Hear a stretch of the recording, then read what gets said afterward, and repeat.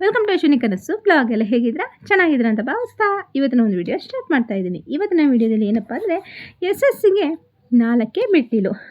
ಹೌದು, ನಾವು ಏನಾದ್ರು SS ಆಗಿ ನಾವು ಒಂದು ಸಕ್ಸಸ್ನ ಕಾಣಬೇಕು ಅಂದರೆ ಸ್ವಲ್ಪ ಕಷ್ಟಪಡಬೇಕು, ಶ್ರಮ ಪಟ್ಟರೆ ತಾನೇ ನಾವು ಒಂದು ಸಕ್ಸಸ್ ಅನ್ನೋಕ್ಕಾಗೋದು. ಅದಕ್ಕೆ ಎಕ್ಸಾಂಪಲು ಫಸ್ಟು ನನ್ನ ಒಂದು YT ಜರ್ನಿ ಬಗ್ಗೆ ನಾನು ಹೇಳ್ತೀನಿ. ಯಾಕೆಂದರೆ ಸ್ಟಾರ್ಟಿಂಗ್ ನಾನು YTಗೆ ಬಂದಾಗ YTದು ಅನುಭವ ಇರ್ತಿಲ್ಲ, ಏನೋ ಒಂದೊಂದು ವೀಡಿಯೋ ಆಗ್ತಿದ್ದೆ. ಫ್ರೆಂಡ್ಸ್, ಏನು ಗೊತ್ತಾ, YTಲಿ ನಾವು ಸ್ಟಾರ್ಟ್ ಮಾಡಿದ ತಕ್ಷಣ ಇವತ್ತೊಂದು ವೀಡಿಯೋ ಹಾಕೋದು, ತಿಂಗ್ಳಿಗೊಂದು ವೀಡಿಯೋ ಹಾಕೋದು, ವರ್ಷಕ್ಕೊಂದು ವೀಡಿಯೋ, ಈ ಥರ ಹಾಕ್ಕೊಂಡ್ರೆ ನಾವು ತಿಂಗಳ ಸಂಬಳ ನೋಡೋದಿಲ್ಲಿ ಅಲ್ವಾ. ಶ್ರಮ ಪಟ್ಟರೆ ಮಾತ್ರ ನಾವು ಸಕ್ಸಸ್ ಅನ್ನೋದು ಕಾಣೋದು. ನಾನು ಹಾಗೆ ಸ್ಟಾರ್ಟಿಂಗ್ ಬಂದಾಗ ನನಗೆ ಕಿವಿ ತುಂಬೋರೆ ಜಾಸ್ತಿ ಆಯ್ತಿತ್ತು. ಅನಾವಶ್ಯಕವಾಗಿ ನನ್ನನ್ನು ಬೇರೆ ಕಡೆ ವಾಲುವಂಥ ಕೆಲಸಗಳು ನಡೀತು.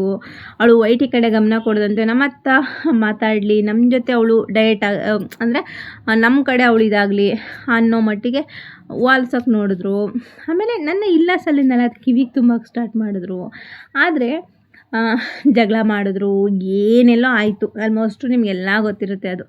ಆದರೂ ನಾನು ಛಲ ಬಿಡದಂತೆ ಅವರ ಮಾತನ್ನು ಒಂದು ಕಿವಿಗೆ ಕೇಳ್ತಿದ್ದೆ, ಇನ್ನೊಂದು ಕಿವಿಲಿ ಬಿಡ್ತಿದ್ದೆ. ಯಾಕೆಂದರೆ ನಾನು ಬಂದಿದ್ದು YTಲಿ ಏನಾರು ಸಾಧನೆ ಮಾಡಬೇಕು ಅಂತ ಬಂದೆ, ನನ್ನ ಸಂಪಾದನೆ ಮಾಡಬೇಕು ಅಂತ ಬಂದಿದ್ದೆ.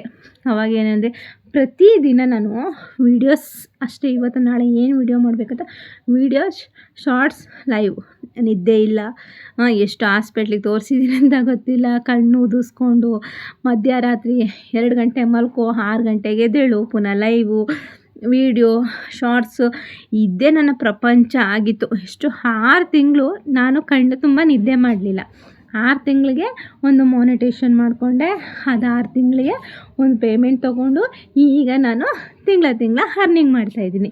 ಇದು ನಾನು ಎಷ್ಟು ಕಷ್ಟಪಟ್ಟಿದ್ದೀನಿ ಅಂತ ಕಷ್ಟಪಟ್ಟೋಳು ನನಗೆ ಗೊತ್ತಿತ್ತು. ಯಾಕಂದರೆ ನಾನು ಅವತ್ತು ನಿದ್ದೆ, ಕೇರ್ಲೆಸ್ ಇದೆಲ್ಲ ಮಾಡಿದರೆ ಖಂಡಿತ ಇವತ್ತು ನಾನು ಯೂಟ್ಯೂಬಲ್ಲಿ ಒಂದು ಸಣ್ಣದಾಗಿ ಒಂದು ಅಮೌಂಟು ನಾನು ಅರ್ನಿಂಗ್ ಮಾಡೋಕ್ಕಾಗ್ತಿದ್ದಿಲ್ಲ. ಯಾವುದೇ ಆದ್ರೂ ಮೈಂಡಲ್ಲಿ ಛಲ ಇರಬೇಕು. ಇದು ಇಷ್ಟ ಆಯಿತು ಫ್ರೆಂಡ್ಸ್. ಇದ್ರ ಬಗ್ಗೆ 4 ಮೆಟ್ಲು ನಾವು ಏನೇನು ಮಾಡಬೇಕು ಅನ್ನೋದ್ರ ಬಗ್ಗೆ ನಾನು ತಿಳಿಸ್ಕೊಡ್ತೀನಿ. ಅಷ್ಟೇನೆಂದರೆ ನಾವು ಕಡಿಮೆ ನಿದ್ದೆ ಮಾಡಬೇಕು. ಕಡಿಮೆ ನಿದ್ದೆ ಮಾಡಿ ಜಾಸ್ತಿ ಕೆಲಸ ಮಾಡಬೇಕು. ಅಂದರೆ ಜೀವನದಲ್ಲಿ ಈ ಕೋಳಿ ನಿದ್ದೆ ಮಾಡುತ್ತೆ ಗೊತ್ತಾ, ಹಾಗೆ ಅದು ಮಲಗೋದು ಗೊತ್ತಾಗಲ್ಲ, ಹೇಳೋದು ಗೊತ್ತಾಗಲ್ಲ. ಹಾಗೆ ನಮ್ಮ ಲೈಫಲ್ಲಿ ಸಿಕ್ಕಾಪಟ್ಟೆ ಬ್ಯುಸಿ ಇರಬೇಕು.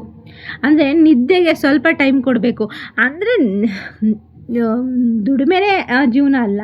ಅಂದರೆ ನಾವು ಒಂದು ಸಕ್ಸಸ್ ಬೇಕು ಅಂದರೆ ನಾವು ಕಡಿಮೆ ನಿದ್ದೆ ಮಾಡಿ ಜಾಸ್ತಿ ಕೆಲಸ ಮಾಡಬೇಕು. ಜಾಸ್ತಿ ನಾವು ಎಲ್ಲಿ ಕೆಲಸ ಮಾಡ್ತೀವೋ ಅಲ್ಲಿ ನಾವು ಒಂದು ಸಕ್ಸಸ್ ಅಂತ ಅನ್ಬೇಕು. ಯಾಕಂದರೆ ನಮ್ಮ ಫೋಕಸ್ ಏನಿದ್ರು ನಿದ್ದೆನೂ ಅವಶ್ಯಕತೆ ಇರುತ್ತೆ. ಆದರೆ ನಿದ್ದೆ ಮಾಡಿಕೊಂಡೆ ನೀವು ಕೂತ್ಕೊಂಡ್ರೆ ಮುಂದೆ ಒಂದು ಮೆಟ್ಲು ಹತ್ತಕ್ಕಾಗಲ್ಲ. ನೀವು ಒಂದು 5 ಮೆಟ್ಲು ಹತ್ತದ ಮೇಲೆ ನಿಮ್ಮ ಜೀವನಕ್ಕೊಂದು ಗುರಿ ಸಿಗೋಕ್ಕೆ ಸಾಧ್ಯ. ಅಲ್ಲಿವರೆಗೂ ಸ್ವಲ್ಪ ನಿಮ್ಮನ್ನು ನೀವು ಒಂದು ಸ್ವಲ್ಪ ಕೆಲಸದ ಕಡೆ ತೊಡಗಿಸ್ಕೊಂಡ್ರೆ ನೀವು ಒಂದು ದಿನ ಆ ಜಾಗದಲ್ಲಿ ನಿಂತಾಗ ನಿಮ್ಗೆ ಎಷ್ಟು ಖುಷಿ ಆಗುತ್ತೆ. ನಾನು ಇಷ್ಟು ಕಷ್ಟಪಟ್ಟಿದ್ದೀನಿ ಅಂತ ನಿಮಗೆ ನೀವು ಬೆನ್ನು ತಟ್ಕೊಳ್ಬೇಕು, ಅಷ್ಟು ಖುಷಿಯಾಗುತ್ತೆ. ಹಾಗಾಗಿ ಕಡಿಮೆ ನಿದ್ದೆ, ಕೋಳಿಯಾಗೆ ನಿದ್ದೆ ಮಾಡಿ ಕೆಲಸ ಜಾಸ್ತಿ ಮಾಡಿ. ಸೆಕೆಂಡ್ ಒಂದು ಬಂದು ಜಾಣ್ಮೆ. ಮನುಷ್ಯನಲ್ಲಿ ಕೆಲಸದ ಒತ್ತಡ ಒಂದಿರುತ್ತೆ, ಆದರೆ ಜಾಣ್ಮೇಲೆ ಮಾಡಬೇಕು ಕೆಲಸನ. ಎಲ್ಲರ ಜೊತೆನೂ ಚೆನ್ನಾಗಿರಬೇಕು. ಎಲ್ಲರನ್ನೂ ಒಂದು ಏನಂದರೆ ಆದರೆ ಈ ಥರ ಮಾಡಿದ್ರೆ ನಮ್ಗೆ ಈ ಥರ ಆಗುತ್ತೆ ಅಂತ ಜಾಸ್ತಿ ರಿಸ್ಕ್ ತೊಗೊಳಕ್ಕೆ ಹೋಗಬಾರ್ದು. ನಿಧಾನವಾಗಿ ಪ್ರಧಾನವಾಗಿ ನಾನು ಈ ಥರ ಮಾಡ್ಬೋದಾ ಅಂತ ತಾಳ್ಮೇಲೆ ಕೂತ್ಕೊಂಡು ಯೋಚನೆ ಮಾಡಿಕೊಂಡು ಹೆಜ್ಜೆಗೆ ಹಾಕ್ಕೊಂಡು, ಏಕೆಂದರೆ ಈಸಿ ದಾರಿ 100 ಇದ್ದೇ ಇರುತ್ತೆ. 100 ದಾರಿ ಕಠಿಣವಾಗಿದ್ದರೆ ಒಂದು ದಾರಿ ಆದ್ರೂ ನೈಸ್ ದಾರಿ ಇದ್ದೇ ಇರುತ್ತೆ. ಹಾಗಾಗಿ ಕಠಿಣ ದಾರಿ ಆರಿಸ್ಕೊಳ್ದಂತೆ ಸಿಂಪಲ್ ದಾರಿನ ಆರಿಸ್ಕೊಂಡು ಜಾಣ್ಮೆಯಿಂದ ಒಂದು ಹೆಜ್ಜೆಗಳನ್ನ ಮುಂದೆ ಇಟ್ಕೊಂಡು ಹೋಗಬೇಕು. ಜಾಣ್ಮೆತನದಿಂದ ಹೆಜ್ಜೆ ಇಟ್ಕೊಂಡು ಹೋಗಬೇಕು. ನೆಕ್ಸ್ಟ್ ಬಂದು ಯಾವಾಗಲೂ ನಿಯತ್ತಾಗಿರಬೇಕು. ನಿನ್ನಲ್ಲಿ ನಿಯತ್ತು ಅನ್ನೋದು ಒಂದಿದ್ದರೆ ನೀನು ಎಲ್ಲಿಂದ ಎಲ್ಲಿಗೆ ಹೋದ್ರೂ ಜಯ ನಿನ್ನ ಜೊತೆಗಿರುತ್ತೆ. ಯಾಕಂದರೆ ಸುಳ್ಳು ತಟ್ವಟ ಆಡಿಕೊಂಡು ಕೆಟ್ಟ ದಾರಿಲಿ ಹೋಗಿ ಸಂಪಾದನೆ ಮಾಡೋದಕ್ಕಿಂತನೂ ನಿಯತ್ತಿನ ದಾರಿಲಿ ಹೋಗಿ ನೀನು ಸಂಪಾದನೆ ಮಾಡೋದಿದೆಯಲ್ಲ, ಅದು ಒಂಥರ ಗ್ರೇಟ್ ಅಚೀವ್ಮೆಂಟು ಅಂತಲೇ ಹೇಳ್ಬೋದು. ಯಾವಾಗಲೂ ಮನುಷ್ಯ ಆಡಿದ ಮಾತು, ಆಡಿದ ನಾಲಿಗೆ ಎಲ್ಲ ಒಂದೇ ಥರ ಇರಬೇಕು. ನೀನು ಇವತ್ತೇನು ಮಾತಾಡಿದೋ ನಾಳೆ 10 ಜನ ಮುಂದೆನೂ ನೀನು ಅದೇ ಮಾತು ನಿನ್ನಲ್ಲಿರಬೇಕು. ಹಾಗಿದ್ದರೆ ಮಾತ್ರ ನಿನ್ನ ಒಂದು ಯಶಸ್ಸಿಗೆ ಒಂದು ದಾರಿ ಅದಾಗಿರುತ್ತೆ. ಮತ್ತು ಹಾಗೆ ಪರಿಶ್ರಮ ಕೆಲಸ ಹೇಗಿರಬೇಕು ಅಂದರೆ ಫಸ್ಟೇ ಹೇಳ್ತಾರೆ, ಕತ್ತೆ ದುಡಿಯಂಗೆ ದುಡಿತಾನೆ ಅವನು ಅಂತ ಹೇಳ್ತಾರೆ. ಹಾಗೆ ಕತ್ತೆ ದುಡಿಯಂಗೆ ದುಡಿಬೇಕು. ಎಷ್ಟು ನಿಮ್ಮ ಬೆವರು ಭೂಮಿ ಮೇಲೆ ಬೀಳುತ್ತೋ ಅಷ್ಟು ನೀವು ಗಟ್ಟಿ ಆಗ್ತೀರ, ಅಷ್ಟು ನಿಮ್ಮಲ್ಲಿ ಶಕ್ತಿ ಬರುತ್ತೆ. ಯಾವಾಗಲಾದ್ರೂ ಅಷ್ಟೇ ದುಡಿಮೆ ಎಷ್ಟು ದುಡಿತೀರೋ, ಎಷ್ಟು ನೀವು ನಿಯತ್ತಾಗಿರ್ತೀರೋ, ಎಷ್ಟು ತಾಳ್ಮೆಯಿಂದ ಇರ್ತೀರೋ, ಎಷ್ಟು ನಿದ್ದೆ ಮಾಡ್ತೀರೋ ಎಲ್ಲ ನಿಮಗೆ ಬಿಟ್ಟಿರುತ್ತೆ. ಹಾಗೆ ನಿದ್ದೆನೂ ಮುಖ್ಯ, ಜಾಣ್ಮೆತನವೂ ಮುಖ್ಯ, ನಿಯತ್ತು ಮುಖ್ಯ, ಹಾಗೆ ಪರಿಶ್ರಮನೂ ಅಷ್ಟೇ ಮುಖ್ಯ ಇರುತ್ತೆ. ಹಾಗಾಗಿ ಎಲ್ಲ ಎಷ್ಟೆಷ್ಟು ಬೇಕೋ ಅಷ್ಟನ್ನು ತಗೊಳ್ಳಿ. ಆದರೆ ನಿಮ್ಮ ಶ್ರಮ ಎಲ್ಲ ಏನಿದ್ರೂ ನೀವು ಮಾಡೋವಂಥ ಕೆಲಸದ ಮೇಲಿರಲಿ. ಎಷ್ಟು ಕಷ್ಟಪಡ್ತೀರೋ ಹಗಲು ರಾತ್ರಿ ನೀವು ನಿದ್ದೆಗೆಟ್ಟು ಕಷ್ಟಪಟ್ಟು ನೀವು ಒಂದು ಹೆಜ್ಜೆ ಇಕ್ತೀರೋ ಲೈಫಲ್ಲಿ, ಬರೀ ನೀವು 1 2 ಹೆಜ್ಜೆ 3 ಹೆಜ್ಜೆ ನೀವು ದಾಟಿ ಲೈಫಲ್ಲಿ ನಿಮ್ಮ ಲೈಫೇ ಬಂಗಾರ ಆಗಿರುತ್ತೆ. ಆವಾಗ ನಿಮ್ಮನ್ನು ಯಾರೂ ಸೋಲ್ಸೋಕ್ಕಾಗಲ್ಲ, ಯಾರೂ ನಿಮ್ಮನ್ನ ಬಗ್ಸೋಕ್ಕಾಗಲ್ಲ. ಅದು ನಿಮ್ಮ ಹಿಂದೆ ಇರುತ್ತೆ. ಯಾಕಂದರೆ ನೀವು ಕಷ್ಟಪಟ್ಟಿದ್ದಕ್ಕೆ ಫಲ ಅನ್ನೋದಿರುತ್ತೆ.